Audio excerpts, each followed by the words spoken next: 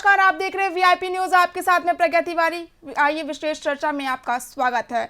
खबर उत्तराखंड से सामने आई। आगामी लोकसभा चुनाव को लेकर सभी राजनीतिक पार्टियों की तैयारी शुरू हो गई है।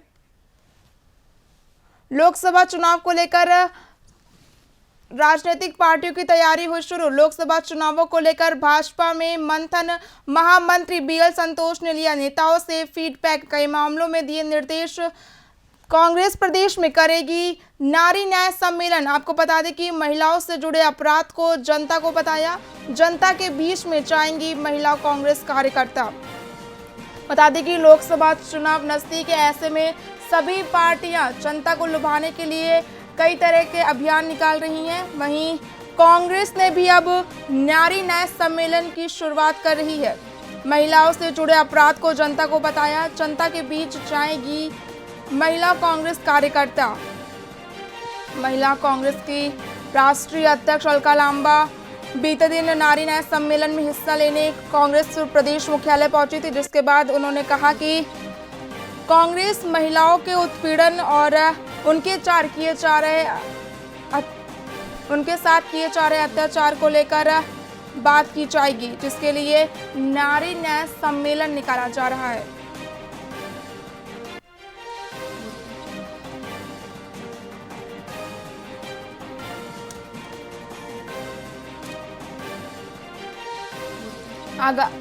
आगामी लोकसभा चुनाव की लगातार तैयारियां की जा रही हैं। कांग्रेस और भाजपा दोनों तरफ से तैयारियां जोरों शोरों से चल रही हैं। वहीं उत्तराखंड में लोकसभा की 5 सीटें हैं। दोनों पार्टियां लोकसभा चुनाव पर अपना ध्यान केंद्रित करने के लिए नए अभियान की शुरुआत कर रही हैं। महामंत्री बीएल संतोष ने नेताओं का फीडबैक लिया। यहीं इस दौरान उन्होंने कई मामलों में दिशा निर्देश दिए। बता दें कि कांग्रेस प्रदेश में नारी न्याय सम्मेलन का आयोजन कर रही है। महिलाओं से जुड़े अपराध को जनता को बताया जाएगा, जनता के बीच में महिला कांग्रेस कार्यकर्ता जाएंगी। आगामी लोकसभा चुनाव की तैयारियां जारी। लोकसभा चुनाव को लेकर भाजपा में मंथन। महामंत्री बीएल संतोष ने लिया नेताओं से फीडबैक, कई मामलों में दिशा निर्देश दिए गए हैं।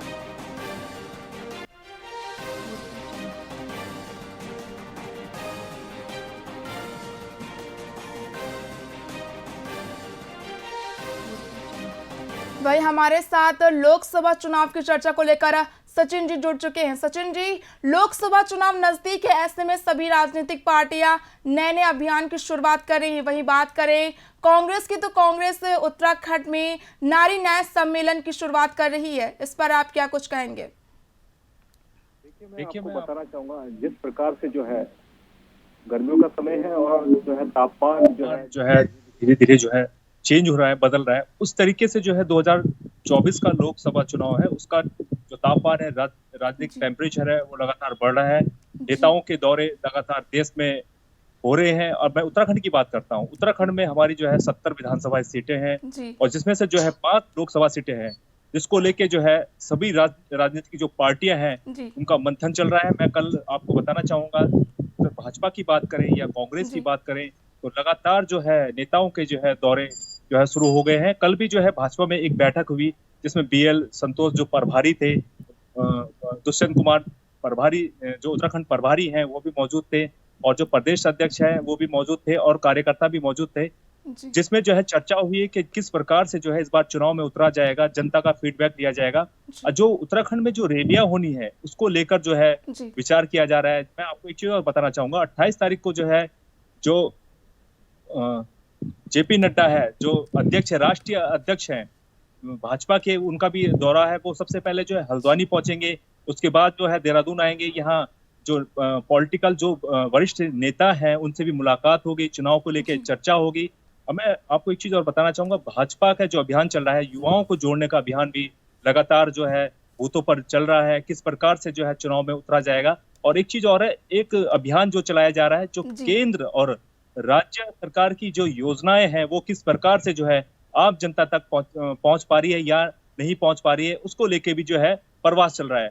अब मैं आपको कल की बात बताता हूँ। जो कांग्रेस है, जो कांग्रेस राष्ट्रीय महिला राष्ट्रीय अध्यक्ष है अलका लांबा जी आई थी, उन्होंने प्रेस वार्ता करी। उन्होंने बताया, जो प्रेस वार्ता में जो चर्चा हुई है, जो नारी न्याय सम्मेलन है, नारी न्याय सम्मान है, वो उत्तराखंड में जो है, जो 13 जिले हैं, यहाँ पर जो है न्याय जो यात्रा होगी, वहां पर जो है महिलाओं के साथ। मैं आपको एक चीज और बताना चाहूंगा, जो कांग्रेस लगातार आरोप लगा रही है भाजपा पे, कि भाजपा राज में जो है महिलाओं पे जो है अत्याचार बढ़ा है, बलात्कार के जो केस हैं वो बड़े हैं। इसको लेकर जो है कांग्रेस जो है चुनाव में उतरेगी, और एक जो अंकिता हत्याकांड था, जो पिछले साल हुआ था, हत्याकांड, उसको लेके भी जो है कांग्रेस जो है चुनाव में उतरेगी। और एक इम्पोर्टेंट जो मुद्दा है, राष्ट्रीय मुद्दा है, देश का नेशनल मुद्दा है, वो है जो भर्ती है, जो अग्निवीर भर्ती है, उसको लेकर भी कांग्रेस जो है न्याय यात्रा निकालेगी। लेकिन मेरा सबसे बड़ा सवाल ये है कि जिस प्रकार से जो है, जो केंद्रीय नेता है, भाजपा के केंद्रीय नेताओं के जो है दौरे शुरू होने वाले हैं। प्रधानमंत्री जो है 4 मार्च को जो है उत्तराखंड की जो 70 विधानसभाएं हैं उनसे जुड़ेंगे, कार्यकर्ता मौजूद रहेंगे, जो विधानसभा में जो विधायक हैं वो मौजूद रहेंगे, उनसे फीडबैक लिया जाएगा। लेकिन एक सवाल ये उठता है कि कांग्रेस के जो राष्ट्रीय नेतृत्व है, वो अभी तक उत्तराखंड दौरे को लेकर उनका कोई जो चार्ट है वो अभी तक तैयार नहीं हुआ है, ना इस पे जो है कांग्रेस कोई बात कर पा रही है आगे, क्योंकि चुनाव है जिसको लेके जो है दोनों जो पॉलिटिकल पार्टी। और मैं एक चीज और बताऊंगा आपको, जो जनता जनार्दन होती है, ये जो है जो राजनीतिक पार्टियां है वो चुनाव तय नहीं करेगी कि एक तरफ तो भाजपा बोले हम 400 पार होंगे, लेकिन जो जनता का फीडबैक होगा, जिस प्रकार से जो है जो महंगाई बढ़ रही है, लगातार कांग्रेस जो है भाजपा पे जो है वार कर रही है, महंगाई बढ़ रही है, जो दाल है, पेट्रोल है, कई चीजों के दाम बढ़ रहे हैं। और आप देख सकते हैं कि जिस प्रकार से जो है बेरोजगारी जो है पूरे देश में बढ़ चुकी है, इन सब मुद्दों को लेकर जो है कांग्रेस भी जो है भाजपा पे जो है वार कर रही है, और इन्हीं मुद्दों को लेकर जो है कांग्रेस भी चुनाव में उतरेगी। जी, जैसे कि आपने बताया कि महिलाओं के लिए कांग्रेस और भाजपा लगातार काम कर रही है, आरोप प्रत्यारोप के दौर चल रहे हैं। वहीं भाजपा जो है वहीं राजनीतिक पार्टियों के लिए महिला सशक्तिकरण वहीं राजनीतिक पार्टियां सभी महिला सशक्तिकरण की बात करती हैं। वहीं अभी भाजपा ने भी महिलाओं के लिए काफ़ी कुछ योजनाएं निकाली हैं। वहीं बात करें कांग्रेस की, तो कांग्रेस भी नारी न्याय सम्मेलन की शुरुआत कर रही हैं। क्या महिलाओं का वोट बैंक राजनीतिक पार्टियों के लिए बेहद महत्वपूर्ण है? जिस प्रकार से मैं बताना चाहूंगा, एक तरफ जो है जो कांग्रेस का जो आरोप है भाजपा पे, बेटी बचाओ बेटी पढ़ाओ, जिस प्रकार से जो है देश में जो है अत्याचार बढ़ रहा है, बलात्कार के केस बढ़ रहे हैं। अभी जो है प्रेस वार्ता पिछले माह में जो है प्रदेश अध्यक्ष जो कांग्रेस थे, उन्होंने प्रेस वार्ता करी थी। उन्होंने बताया कि जो आंकड़ा है, जो उत्तराखंड का आंकड़ा है, वो बलात्कारों केस में जो महिलाओं को लेके जो है आगे है। कई मुद्दे ऐसे हैं जिसको लेके जो है, भाजपा की बात करें तो भाजपा जो है लगातार जो है महिलाओं के लिए जो है कई सारे जो है जो योजनाएं चल रही है, उनको लेके जो है चुनावी मैदान में उतरेगी। और मैं आपको एक चीज और बताना चाहूंगा, जो कांग्रेस है, कांग्रेस भी जो है लगातार जो है चुनाव की ओर जो है रुख कर चुकी है। लेकिन अभी जो है भारत न्याय यात्रा भी जो है कांग्रेस की चल रही है। लेकिन सवाल खड़ा ये हो रहा है, जो जनता है, जब हम जनता के बीच में जाते हैं, उनसे फीडबैक लेते हैं, तो हमसे वो सवाल करते हैं कि जो राहुल गांधी है वो क्यों नहीं उत्तराखंड में आ रहे हैं। जिस प्रकार से जो है कांग्रेस भी उम्मीद लगाई हुई है कि जो 5 लोकसभा सीटें हैं, तो कांग्रेस भी अपनी प्रतिक्रिया दे रही है कि इस बार जो है हम जो है 5 जो सीटें हैं उत्तराखंड में, उन पे जो है हमारी जो है विजय होगी, जो विक्ट्री होगी वो कांग्रेस की होगी। कांग्रेस भी अपना दावा कर रही है और भाजपा भी दावा कर रही है। लेकिन मैंने आपसे एक सवाल किया, जो चुनाव तय करेगा ये जनता तय करेगी, किसको वोट दिया जाए, किसको नहीं दिया जाए। क्योंकि जिस प्रकार से जो माहौल है, देश का माहौल है, एक तरफ जो है भाजपा जो है राम मंदिर के जो है उसको लेकर भी उतरेगी, क्योंकि ये जो है हमारे जो है हिस्टोरिकल जो टेम्पल है उस मुद्दे को लेकर भी जो है चुनाव में उतरेगी। और जो कांग्रेस है वो बेरोजगारी है, जैसे महंगाई है, इस मुद्दे को लेकर जो भाजपा के जो काम किए हुए हैं उनको लेकर भी उतरेगी। जी, तमाम जानकारी के लिए बहुत बहुत धन्यवाद सचिन कुमार जी।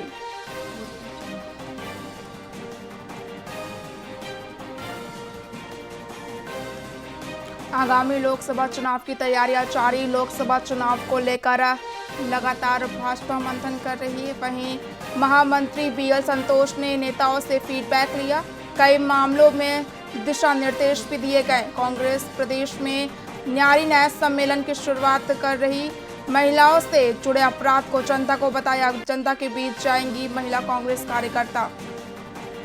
आगामी लोकसभा चुनाव की लगातार तैयारियां चल रही हैं। वहीं लोकसभा चुनाव को लेकर लगातार भाजपा मंथन करती हुई नजर आती रहती है। महामंत्री बीएल संतोष ने नेताओं से लिया फीडबैक, कई मामलों में दिशा निर्देश भी दिए। वहीं बात करें कांग्रेस की तो कांग्रेस उत्तराखंड में न्यारी न्याय सम्मेलन की शुरुआत कर चुकी है। महिलाओं से जुड़े अपराध को जनता को बताएगी कांग्रेस। जनता के बीच में जाकर महिला कांग्रेस कार्यकर्ता महिलाओं से करेंगी बातचीत।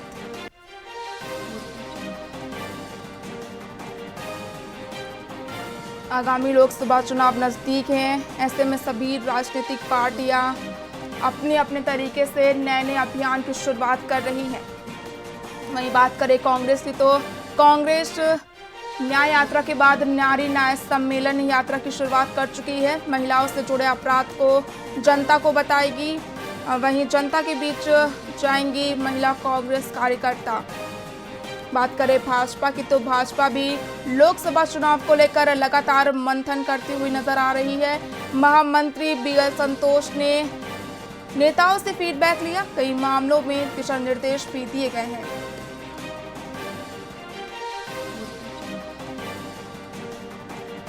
आगामी लोकसभा चुनाव नजदीक हैं, ऐसे में सभी राजनीतिक पार्टियां अभियान की शुरुआत कर रही हैं। वहीं बात करें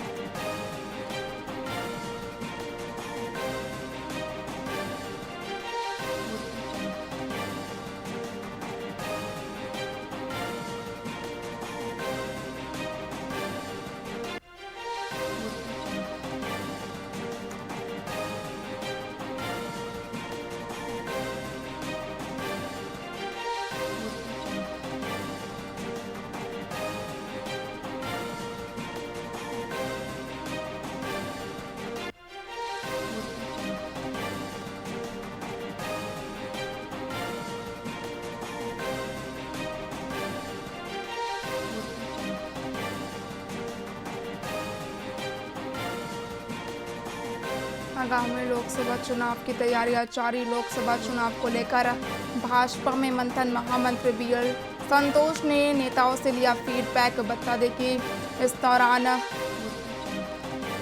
बीएल संतोष ने कई दिशा निर्देश भी दिए हैं।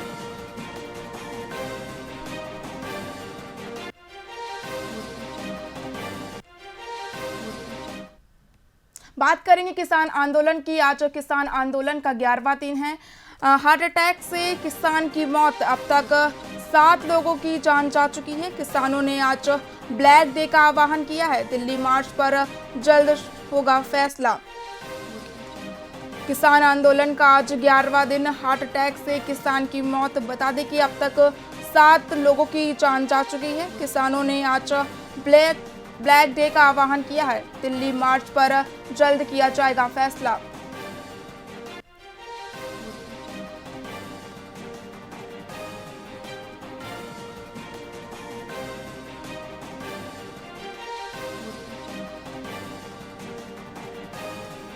किसान आंदोलन का आज 11वां दिन। हार्ट अटैक से किसान की मौत, अब तक 7 लोगों की ये जान। बता दें कि हमारे साथ अधिक जानकारी के लिए दुर्गेश गाछी जी जुड़ चुके हैं। दुर्गेश जी, किसान आंदोलन का आज 11वां दिन है, वहीं इस आंदोलन में अब तक 7 लोगों की जान जा चुकी है, कि वहां का क्या कुछ माहौल है? जी प्रज्ञा जी, अभी तक जो है सिंगू बॉर्डर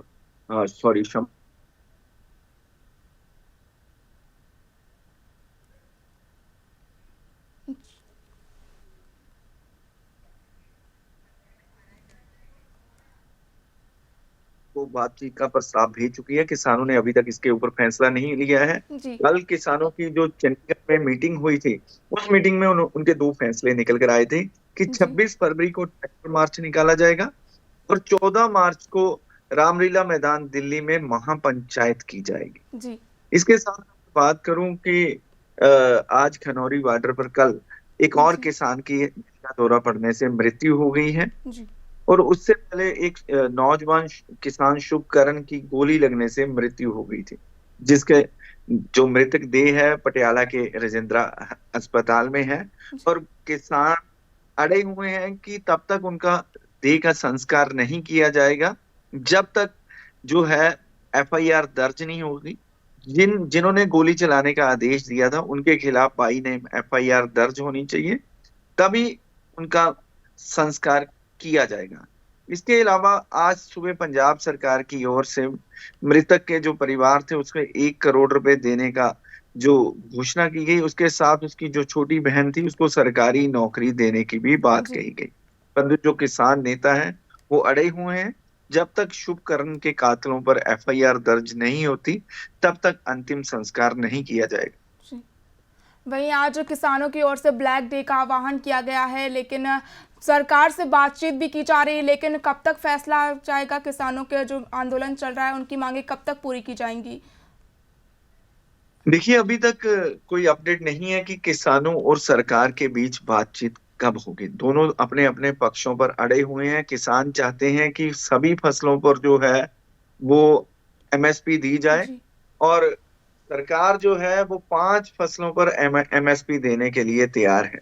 और ये जो किसानों और सरकार के बीच जो ये अभी पेच फंसा हुआ है, इसी वजह से जो किसान जो है शंभू बॉर्डर और खनौरी बॉर्डर पर डटे हुए हैं। इसी के साथ जो केश कैद किसान नेता है उनकी तरफ से भी दिल्ली कूच की तैयारी की जा रही है, और पंजाब के जो किसान है डल्लेवाल और पंधेर की जो अध्यक्षता में है उसके अड़े हुए हैं कि वो दिल्ली जाकर ही दम लेंगे, और इसका फैसला कब होगा उसके बारे में मंथन जारी है।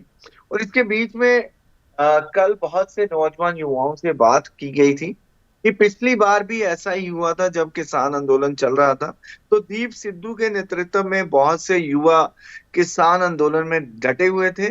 किसानों की बात मानते हुए उन्होंने जो भी एक्शन उन्हें बताया गया उन्होंने लिया, तो बाद में दीप सिद्धू को गद्दार अनाउंस कर दिया गया। और आज भी कोई भी फैसला नहीं ले रहे हैं जो किसान नेता। कभी कहते हैं आगे बढ़ना है, कभी कहते हैं आगे नहीं बढ़ना है। इस वजह से जो युवा है उनमें आक्रोश पाया जा रहा है। वो कहते हैं कि पिछली बार भी बहुत से किसानों ने अपनी जेबें भरी थी और बहुत से युवाओं की जान गई थी। इस बार भी ऐसा लगता है कि कभी यह बातचीत को मानते हैं, कभी कहते हैं आगे बढ़ना है, कभी कहते हैं नहीं बढ़ना है। अब एक युवा की गोली लगने से मौत हो गई है शुभकर्ण की, इकलौता भाई था वो, उसके माता की पहले ही मृत्यु हो चुकी है।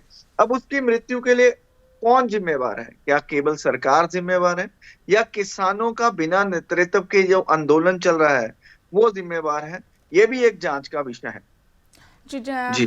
हरियाणा विधानसभा का आज चौथा दिन है। वहीं इस सत्र में मनोहर सरकार ने किसानों को कई सारी सौगातें दी हैं, पेनल्टी माफ करने की भी बात कही है। इस पर आप क्या कुछ कहेंगे?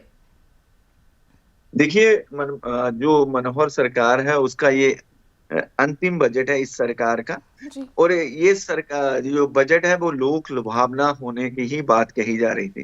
किसानों को मनाने के लिए किसानों को बहुत सी जो सुविधाएं देने का आज ऐलान किया गया है मनोहर सरकार द्वारा, क्योंकि जी। मनोहर लाल खट्टर जी खुद ही वित्त मंत्री हैं और खुद ही बजट पेश कर रहे हैं, और जी। इलाके के प्रदेश के मुख्यमंत्री भी हैं। और बहुत सी जो है आज के बजट में सौगातें दी गई हैं, पेनल्टी माफ करने की बात की गई है, बहुत सी नई नई योजनाएं जो है किसानों के लिए, बेरोजगारों के लिए आज उन्होंने ऐलान किया है। जी। क्या किसानों को इसका लाभ मिल पाएगा? जो बजट सत्र में कहा गया है, कई सारी सौगातें दी, इसका लाभ किसानों तक पहुंचेगा? हाँ, देखिए, जो है सरकार अक्सर बहुत सी पॉलिसीज बनाती है जी। जिनका लाभ हमेशा किसानों को मिलता है। अब जो भी योजनाएं बजट में पास होंगी डेफिनेटली उसका लाभ किसानों को मिलेगा ही मिलेगा। किसानों के लिए जो पेनल्टी माफ करने का प्रावधान किया गया जी। है और उसका निश्चित रूप से जो लाभ है वो बहुत से किसानों को मिलने वाला है। जी। जी। वहीं इस आंदोलन में कई सारे पुलिस कर्मियों की भी मौत हुई है। इस पर आपके क्या विचार हैं? देखिए, जब कोई संघर्ष होता है तो दोनों तरफ से नुकसान होता है। तो हरियाणा के पुलिस कर्मचारी, 2 पुलिस कर्मचारियों की अभी तक मृत्यु हो चुकी है। एक 40 साल के पुलिस कर्मी थे, एएसआई थे, जिनका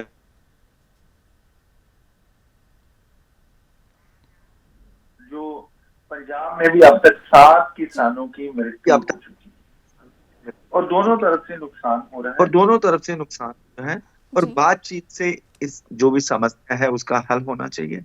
हाँ। और एक तरीका होता है आंदोलन करने का, हम हिंसात्मक आंदोलन नहीं कर सकते। जी। सुप्रीम कोर्ट, हाई कोर्ट ये कह रहा है कि आंदोलन करना, अपनी मांगे रखना आपका संवैधानिक हक है, पर वो भी एक दायरे में है। उससे अगर आप आंदोलन कर रहे हैं, अपनी मांगे मान रहे हैं, उससे दूसरे लोगों को तकलीफ नहीं होनी चाहिए। आप दूसरे के हकों पर डाका नहीं मार सकते। अगर आपने आंदोलन करना है तो बिल्कुल शांतमय आंदोलन होना चाहिए। अगर आप हिंसात्मक आंदोलन करते हैं तो सरकार को पूरा अधिकार होता है कि ऐसे आंदोलन को रोका जाए। और अक्सर सरकार की भी कोशिश यही रहती है कि कोई भी आंदोलन हो उसमें ऐसी गलतियां हो जो सरकार इन बातों का फायदा उठाकर ऐसे आंदोलनों को कुचल सके। जी।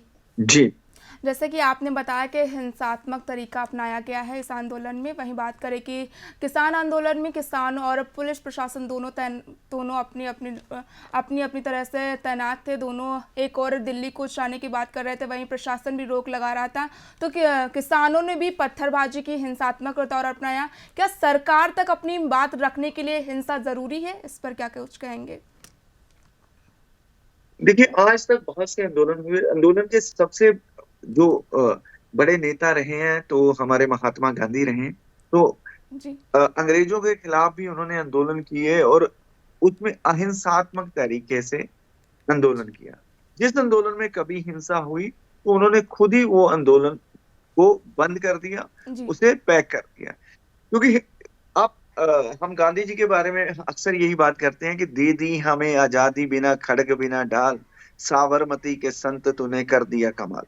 तो गांधी जी ने अहिंसात्मक तरीके से आजादी की लड़ाई का नेतृत्व किया और हमें आजादी लेकर भेजी। अगर किसी भी आंदोलन में हिंसा होगी तो सरकार के पास तो अधिकार होता ही है ना, लॉ एंड ऑर्डर का हवाला देकर वो किसी भी आंदोलन को कुचल सकते हैं।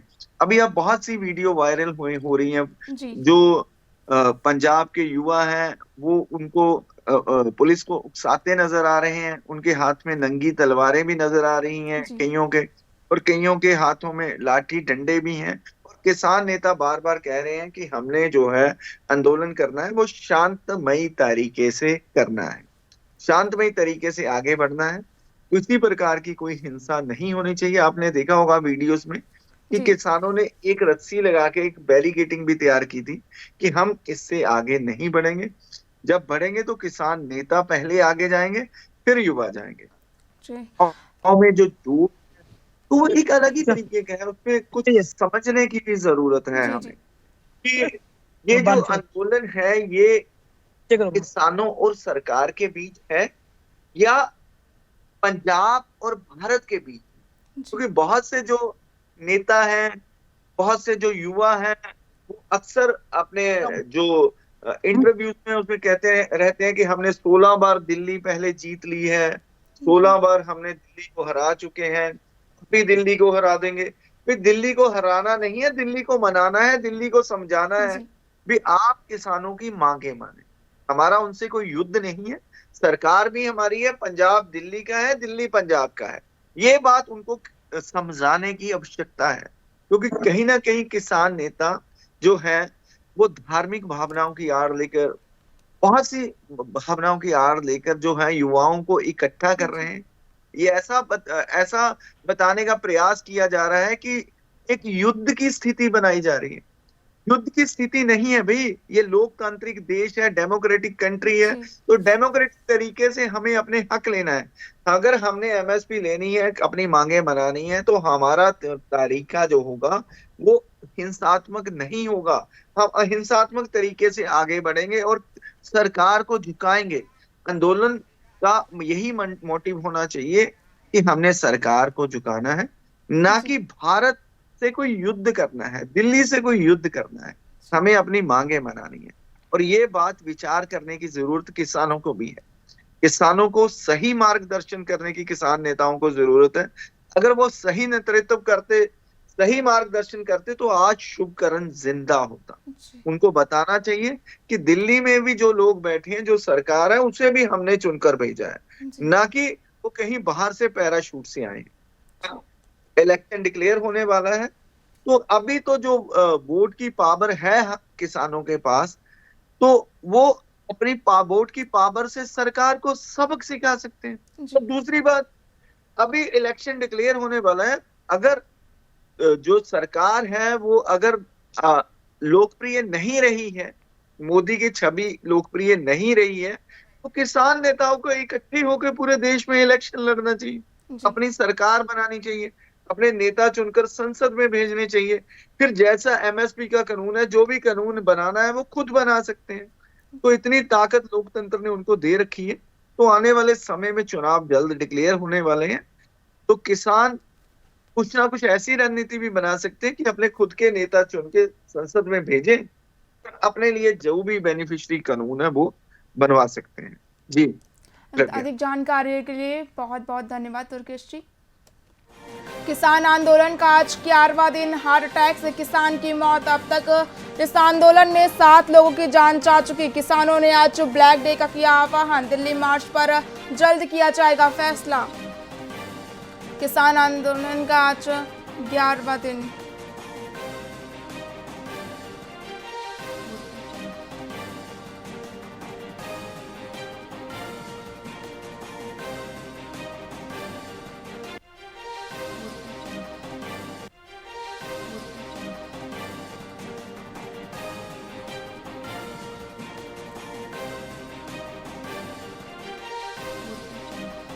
किसान आंदोलन का आज 11वां दिन, हार्ट अटैक से किसान की मौत। अब तक 7 लोगों की जान जा चुकी है। बता दें कि वहीं किसानों ने आज ब्लैक डे का आह्वान किया है। दिल्ली मार्च पर जल्द किया जाएगा फैसला।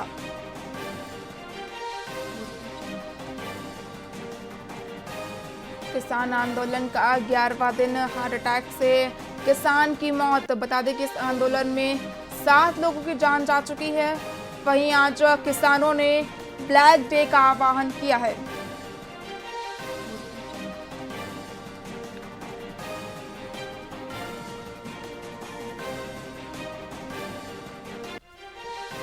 किसान आंदोलन का आज 11वां दिन है। बता दें कि किसान अपनी मांगों को लेकर दिल्ली कूच करने के लिए शंभू बॉर्डर पर तैनात हैं। वहीं किसान आंदोलन का आज 11वां दिन है, जिसके चलते इस आंदोलन में हार्ट अटैक से किसान की मौत हो गई है। अब तक 7 लोगों की जान जा चुकी है। किसानों ने आज ब्लैक डे का आह्वान किया। दिल्ली मार्च पर जल्द होगा फैसला।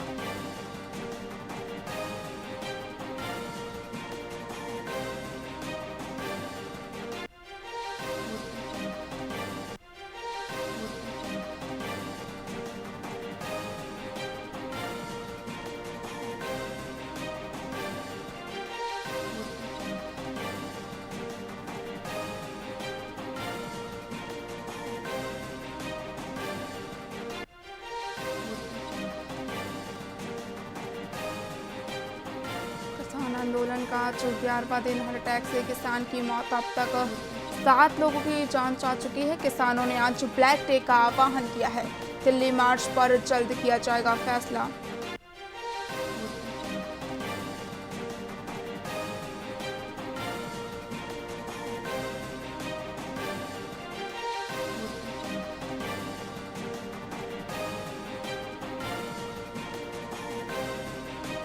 किसान आंदोलन का आज 11वां दिन, हार्ट अटैक से किसान की मौत। अब तक 7 लोगों की जान जा चुकी है।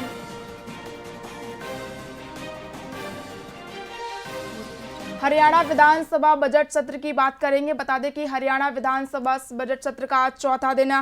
सीएम मनोहर लाल खट्टर ने किसानों को दी सौगात।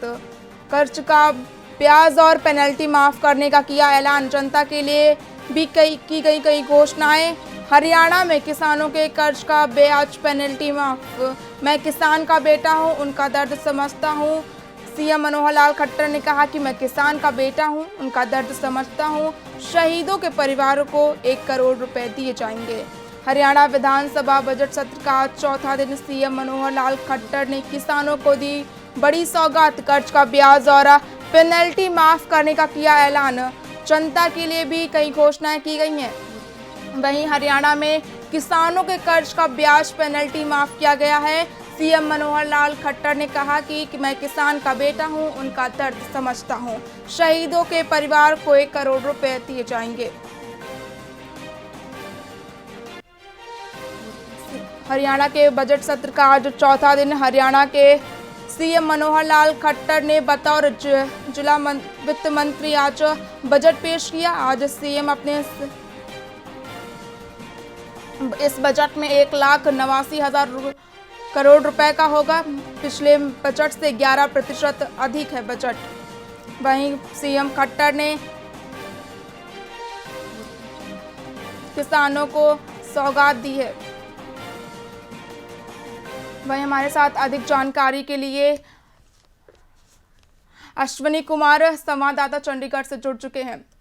अश्वनी जी, हरियाणा विधानसभा सत्र का आज चौथा दिन है। इस दौरान सीएम मनोहर लाल खट्टर ने किसानों को बड़ी सौगात दी है, इस पर क्या कुछ कहेंगे आप? हरियाणा विधानसभा के अंदर आज बजट सत्र का चौथा दिन था, जिसके अंदर हरियाणा के मुख्यमंत्री ने बतौर वित्त मंत्री के तौर पर 5वीं बार और अंतिम बार बजट पेश किया है। इस बजट में मुख्यमंत्री ने लोगों को बहुत सी राहत दी है और इसमें कोई नया कर नहीं लगाया गया है, क्योंकि ये चुनावी वर्ष है, जिसके तहत मुख्यमंत्री ने लोगों को सौगात दी है। मैं आपको बताना चाहूंगा कि आज मुख्यमंत्री ने 1,79,000 करोड़ रुपए का बजट पेश किया है, जो कि पिछले साल की तुलना में 1,17,000 करोड़ का बजट पेश किया था, जो इस बार 11% अधिक है। मैं आपको बताना चाहूंगा कि मुख्यमंत्री ने हरियाणा के किसानों को बहुत बड़ी राहत देते हुए उनका 5,47,000 करोड़ रुपए का कर्ज माफी की है, जिसमें कर्ज पर ब्याज माफी और प्लंटी को माफ किया गया है। वहीं शहरी विकास के लिए मुख्यमंत्री ने बजट में 1,000 करोड़ रुपए और ग्रामीण विकास के लिए 7,276 करोड़ रुपए की राशि रखी गई है। वहीं मुख्यमंत्री ने नकली शराब की बिक्री पर रोक के लिए राज्य में प्रवर्तन ब्यूरो की स्थापना की है। और मैं आपको बताना चाहूंगा कि हरियाणा के 5 राष्ट्रीय राजमार्गों पर यातायात सहायता केंद्र के लिए 19 यातायात केंद्र खोले जाएंगे और हरियाणा में खेल को बढ़ावा देने के लिए नर्सरियों को भी बढ़ोतरी की जाएगी। मैं आपको बताना चाहूंगा कि 10,000 एकड़ में अरावली सफारी बनाने का भी प्रावधान किया गया है। इसके साथ साथ हिसार में इंटीग्रेटेड एविएशन और गुरुग्राम में हेली हब का भी प्रस्ताव रखा गया है। SYL के निर्माण के लिए बजट में 100 करोड़ रुपए का प्रावधान किया गया है। और वहीं दूसरी ओर आम आदमियों को राहत देते हुए मुख्यमंत्री ने 1 लाख आमदनी वाले 1,000 के लिए 1 किलोमीटर में मुफ्त यात्रा की सुविधा दी है, जिससे सूबे के 22,79,000 लोगों को परिवारों को फायदा मिलेगा। वहीं मुख्यमंत्री ने लड़कियों के लिए भी सुविधा दी है, उनको मुफ्त में EV स्कूटी की घोषणा भी की है।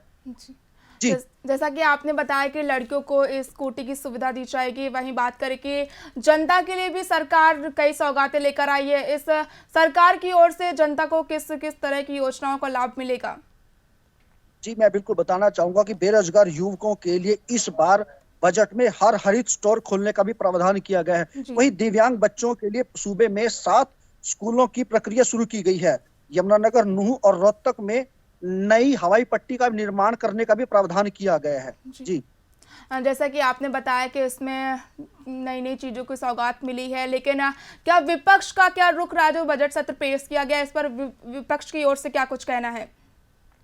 जी बिल्कुल, विपक्ष ने इस पूरे बजट को नकारते हुए कहा है कि ये आंकड़ों की बाजीगिरी है, सिवाय इसमें घोषणाओं के नहीं है, क्योंकि सरकार ने पिछले साल की तरह इस बार भी हरियाणा पे कर्जे का बोझ लाद दिया है। जी, तमाम जानकारी के लिए बहुत बहुत धन्यवाद अश्वनी जी।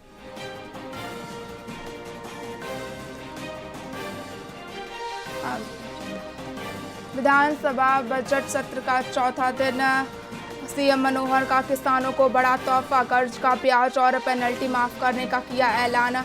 जनता के लिए भी कई बड़ी घोषणाएं की गई। हरियाणा में किसानों के कर्ज का ब्याज, पेनल्टी माफ। मैं किसान का बेटा हूं, उनका दर्द समझता हूं। सीएम मनोहर लाल खट्टर ने कहा कि मैं किसान का बेटा हूं, उनका दर्द समझता हूं। शहीदों के परिवार को 1 करोड़ रुपए दिए जाएंगे।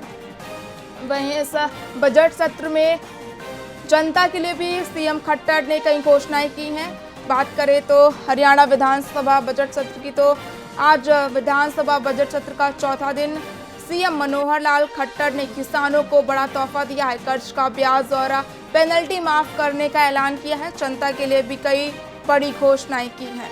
हरियाणा में किसानों के कर्ज का ब्याज पेनल्टी माफ। मैं किसान का बेटा, मैं उनका दर्द समझता हूँ। शहीदों के परिवार को 1 करोड़ रुपए भी दिए जाएंगे। बता दें कि हरियाणा विधानसभा बजट सत्र का आज चौथा दिन सीएम मनोहर लाल खट्टर ने किया बड़ा ऐलान। कर्ज का ब्याज और पेनल्टी माफ करने का ऐलान। जनता के लिए भी की गई घोषणाएं। हरियाणा में किसानों के कर्ज का ब्याज पेनल्टी माफ। मैं किसान का बेटा हूं। सीएम मनोहर लाल खट्टर ने कहा, मैं किसान का बेटा हूं, उनका दर्द समझता हूं। शहीदों के परिवार को भी 1 करोड़ रुपए दिए जाएंगे।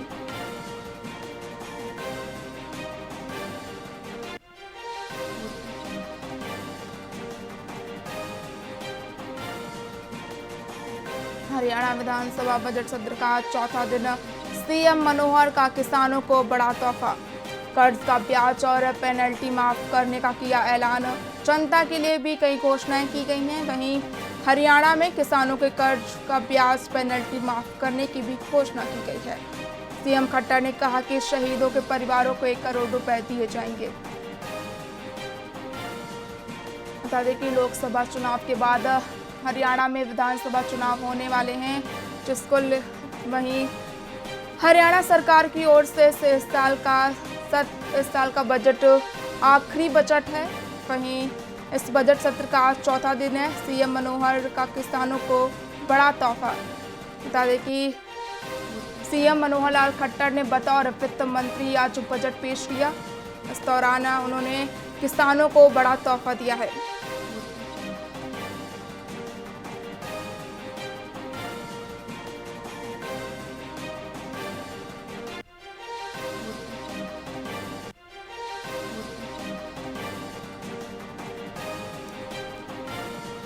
हरियाणा विधानसभा बजट सत्र का चौथा दिन। विधानसभा बजट सत्र में सीएम मनोहर लाल खट्टर ने बतौर वित्त मंत्री बजट पेश किया है। बता दें कि लोकसभा चुनाव के बाद हरियाणा में विधानसभा सत्र होने वाले हैं। ऐसे में हरियाणा सरकार किसानों के लिए बड़ी सौगात लेकर आई है। कर्ज का ब्याज और पेनल्टी माफ करने का ऐलान किया है। जनता के लिए भी कई घोषणाएं की गई हैं। हरियाणा में किसानों के कर्ज का ब्याज पेनल्टी माफ किया गया है। सीएम खट्टर ने कहा कि मैं किसान का बेटा हूं, मैं दर्द समझता हूं। शहीदों के परिवार को भी 1 करोड़ रुपए दिए जाएंगे।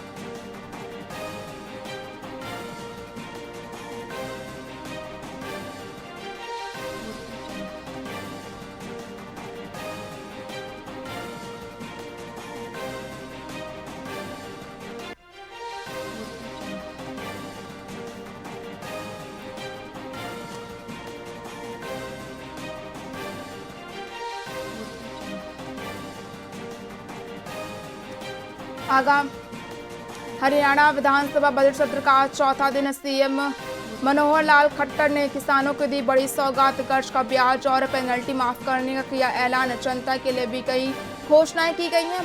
सीएम खट्टर ने कहा कि मैं किसान का बेटा हूं, उनका दर्द समझता हूं। हरियाणा में किसानों के कर्ज का ब्याज पेनल्टी माफ किया गया है। वहीं खट्टर सरकार ने शहीदों के परिवार को 1 करोड़ रुपए भी दिए जाएंगे। खट्टर सरकार ने कहा कि शहीदों के परिवार को 1 करोड़ रुपए दिए जाएंगे। बता दें कि हरियाणा के मुख्यमंत्री ने बतौर वित्त मंत्री बजट पेश किया है।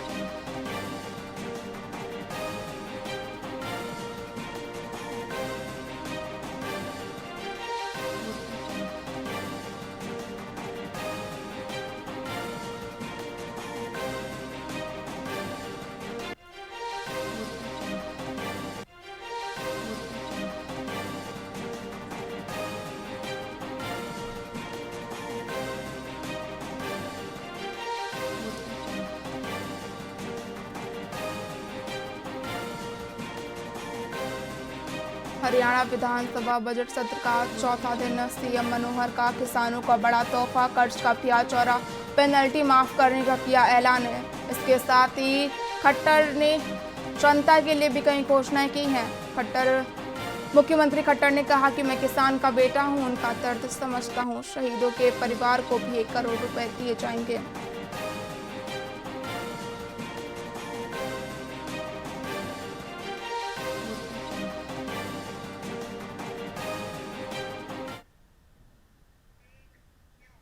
रुक करेंगे अगली खबर की ओर। मध्य प्रदेश के अनूपपुर से एक खबर सामने आई है, जहां पर एक हाथी के हमले से युवक का निधन हो गया। मुख्यमंत्री डॉक्टर मोहन यादव ने शोक व्यक्त किया है। परिजनों को दुख सहन करने की शक्ति मिले। सीएम यादव ने कहा कि परिजनों को दुख सहन करने की शक्ति मिले। मृतक के परिजनों को दिया जाएगा 8 लाख का मुआवजा। पर मुख्यमंत्री स्वेच्छा अनुदान से 2 लाख की सहायता की जाएगी। शासन की ओर से हर संभव मदद की जाएगी। घटना में अन्य 2 युवक भी घायल हुए, जिनका उपचार जारी है। अनूपपुर में हाथी के हमले से युवक का निधन। मुख्यमंत्री डॉक्टर मोहन यादव ने शोक व्यक्त किया है। परिजनों को दुख सहन करने की शक्ति मिले। मृतक के परिजनों को दिया जाएगा 8 लाख का मुआवजा। मुख्यमंत्री स्वेच्छा अनुदान से 2 लाख सहायता की जाएगी। शासन की ओर से हर संभव मदद की जाएगी। सीएम मोहन यादव ने कहा कि परिजनों को दुख सहन करने की शक्ति मिले। इसके साथ ही सीएम मोहन यादव ने कहा कि शासन की ओर से हर संभव मदद की जाएगी। घटना में अन्य 2 घायल युवकों का उपचार जारी है।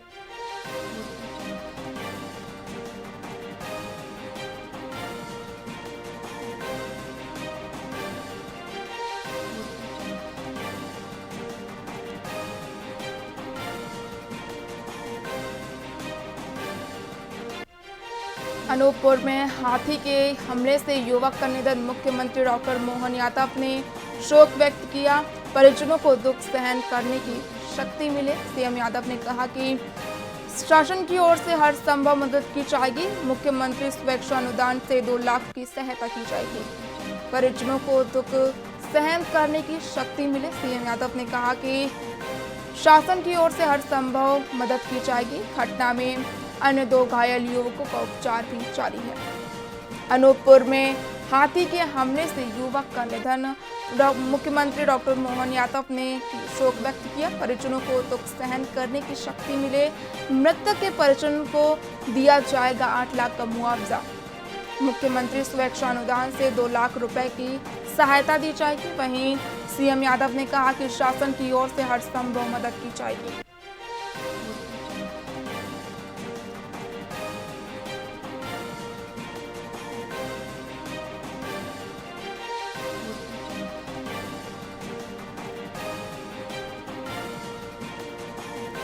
अनूपपुर में हाथी के हमले से युवक का निधन। मुख्यमंत्री डॉक्टर मोहन यादव ने शोक व्यक्त किया। परिजनों को दुख सहन करने की शक्ति मिले। सीएम यादव ने कहा कि शासन की ओर से हर संभव मदद की जाएगी। सीएम यादव ने कहा कि परिजनों को दुख सहन करने की शक्ति मिले। मृतक के परिजनों को 8 लाख का मुआवजा दिया जाएगा।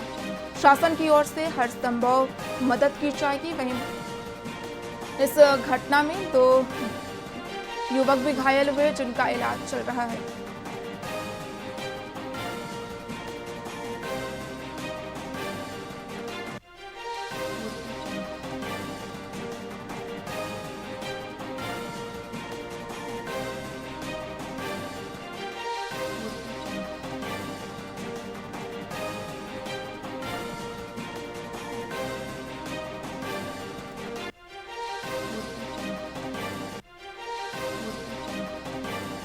अनूपपुर में हाथी के हमले से युवक का निधन। मुख्यमंत्री डॉक्टर मोहन यादव ने शोक व्यक्त किया। वहीं सीएम यादव ने कहा कि परिजनों को दुख सहन करने की शक्ति मिले। मृतक के परिजनों को 8 लाख का मुआवजा दिया जाएगा। मुख्यमंत्री स्वेच्छा अनुदान से 2 लाख की सहायता दी जाएगी। वहीं सीएम यादव ने कहा कि शासन की ओर से हर संभव मदद की जाएगी। घटना में अन्य 2 घायल युवकों का इलाज जारी है।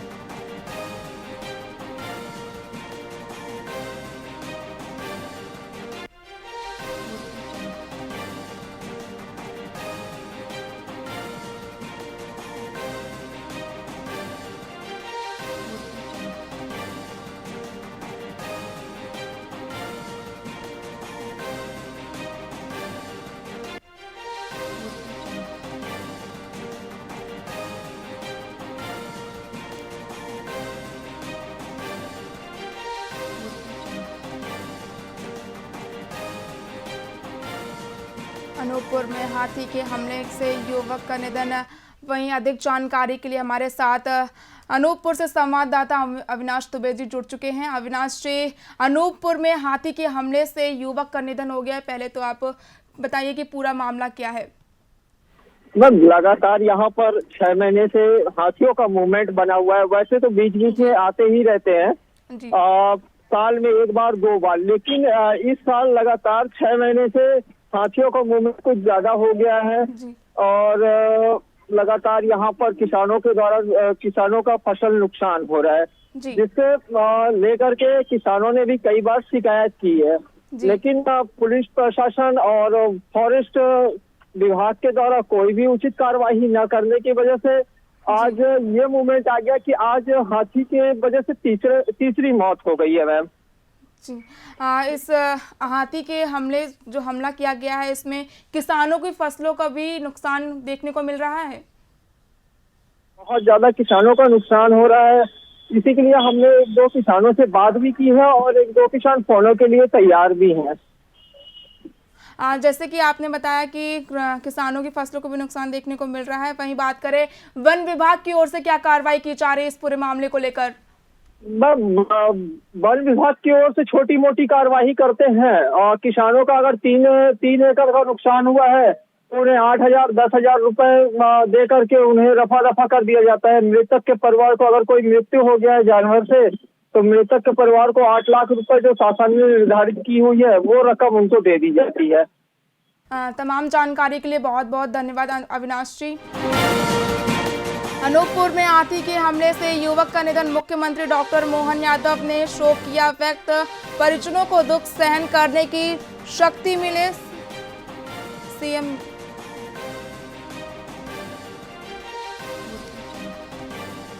मृतक परिजनों को दिया जाएगा 8 लाख का मुआवजा। मुख्यमंत्री स्वेच्छा अनुदान से 2 लाख की सहायता की जाएगी। शासन की ओर से हर संभव मदद की जाएगी। वहीं बता दें कि इस घटना में अन्य 2 घायल युवकों का उपचार जारी है।